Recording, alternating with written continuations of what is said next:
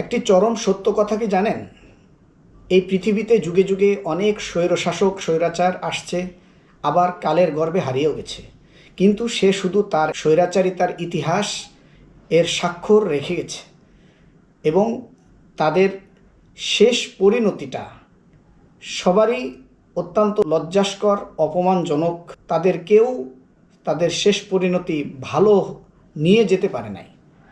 সে যেই হোক, আমরা যদি দেখি পৃথিবীতে এরকম ফেরাউন, হাজ্জাজ বিন ইউসুফ, আরও যত স্বৈরাশাসক ছিল, বিশেষ করে আমি বলবো যে এই 2024 সালে আমরা যদি বলি যে আমাদের বাংলাদেশের স্বৈরশাসক শেখ হাসিনা, সে দীর্ঘ প্রায় 16 বছর তার ক্ষমতা টিকিয়ে রাখার জন্য যার পর নাই যা ইচ্ছা করেছে এবং টিকে থাকার জন্য সে বহু চেষ্টা করেছে, কিন্তু টিকে থাকতে পারে নাই, পালাতে হয়েছে।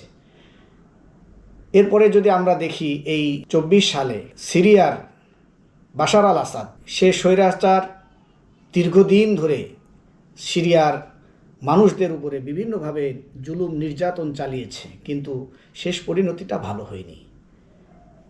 এবং আপনি দেখেন সৌদির যুবরাজ প্রিন্স মোহাম্মদ স্বৈরাচারী করে সৌদি আরবকে অস্থির বানিয়ে রাখছে।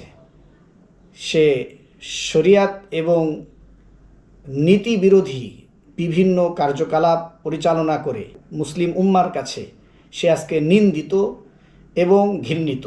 অথচ তার নামটা যদি আমরা দেখি, কত সুন্দর নাম। এই সম্পর্কে একটা কথা বলি, সুন্দর নাম বা অর্থবহ নাম ব্যক্তি সত্তাকে কখনো সুন্দর করতে পারে না, তবে ব্যক্তির উত্তম চরিত্র, ব্যক্তির উত্তম আখলাক, নীতি নৈতিকতা ব্যক্তিকে প্রশংসার যোগ্য, প্রশংসার পাত্র করে তোলে। অপরদিকে একজন ব্যক্তি, তার নাম খারাপ কিন্তু তার চরিত্র, তার আখলাক, তার নীতি নৈতিকতা ভালো, তো এটা তার এই সুন্দর কর্মপন্থা তার খারাপ নামটাকেও মানুষের কাছে প্রশংসা এবং মানুষের জবানে, মানুষের মুখে প্রশংসার পাত্র হয়ে উচ্চারিত হয়। তো কাজেই এই মানুষের কৃতকর্ম, মানুষের কর্মকাণ্ড ব্যক্তি সত্তাকে ভালো করে, নাম খারাপ হোক বা ভালো হোক। আর মানুষের কৃতকর্ম ব্যক্তি সত্তাকে খারাপ বানিয়ে ফেলে। কাজেই দেখেন প্রিন্স মোহাম্মদ নামটা কত সুন্দর, কিন্তু সে কি তার নামের মর্যাদা রেখেছে? অপরদিকে আমাদের বাংলাদেশের যে প্রধানমন্ত্রী ছিল শেখ হাসিনা নামটা কত সুন্দর, কিন্তু সে কি তার নামের মর্যাদা রেখেছে? হাসিনা মানেই তো ভালো, সুন্দরী, কিন্তু সেও তার নামের মর্যাদা রাখে নাই। বাশার আল আসাদ কত সুন্দর নাম, কিন্তু সেও তার নামের মর্যাদা রাখে নাই। দ্বিতীয় আরেকটি কথা বলি, যেটা না বললেই নয়।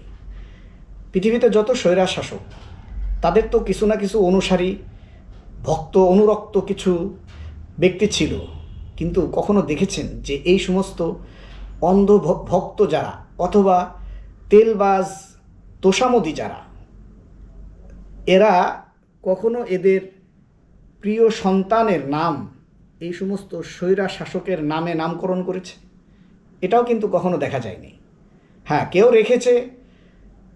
রেখেছে সেটা তার ব্যক্তিগতভাবে, কিন্তু কোনো স্বৈরা শাসকের দিকে তার নামের সাথে মিলিয়ে কোনো স্বৈরা শাসকের ভক্তরাও তার প্রিয় সন্তানের নাম রাখেনি।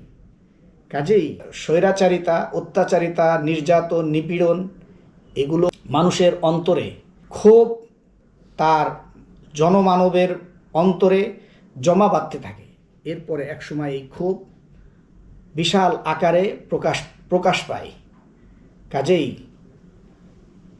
পৃথিবীতে যেই শাসক হিসাবে নিযুক্ত হবে, যুগ যুগ ধরে যেই আসবে, তাদেরকে একটা কথা মনে রাখতে হবে যে ইতিহাস থেকে শিক্ষা নিতে হবে। ইতিহাস তাকে কি বলেছে, ইতিহাস তাকে কি শিখিয়েছে, একজন শাসক হিসাবে তাকে কেমন চলতে হবে, এটা তাকে বুঝতে হবে সেই শিক্ষা তাকে নিতে হবে। তাহলেই সে তার দেশকে এবং জনগণকে ভালো রাখতে পারবে। ভালো থাকবেন সবাই। আসসালামু আলাইকুম ওয়া রাহমাতুল্লাহ।